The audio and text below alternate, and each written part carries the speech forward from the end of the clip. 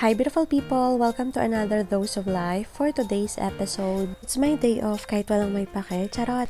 Inayos ko na ngayong bed at tumiretso na ako sa bathroom para mag-routine. At pagkatapos nag-breakfast na din ako dahil may palibre tong si Starbucks. Sa mga oras na to, kailangan ko nang harapin yung mga responsibilidad ko sa buhay. Huy! So, inaayos ko na yung mga bills na dapat kong bayaran. Lahat talaga ng expenses ko dito sa Paris or bills, budget sa Pilipinas, nililista ko lahat para alam ko kung saan napupunta yung pera. Simula nung nag-abroad ako, nasanay talaga ako na lahat kailangan nakalista. Lahat ng nangyayari sa pera ko, kailangan alam ko kung saan napunta. Ganito pala maging independent. Huy! Anyway, nagmask ako dahil grabe yung sumpong ng allergy rhinitis ko. Sa dami ng mga expenses na kailangan kong bayaran. Huy! Anong connect? At pagkatapos ko nga mag-compute, tinawagan ko na ang aking nanay at tatay sa Pilipinas. Lagi nilang tinatanong kailan daw ba ako uuwi. Sabi ko na naman next year. Puro na lang ako next year. At dahil day off, araw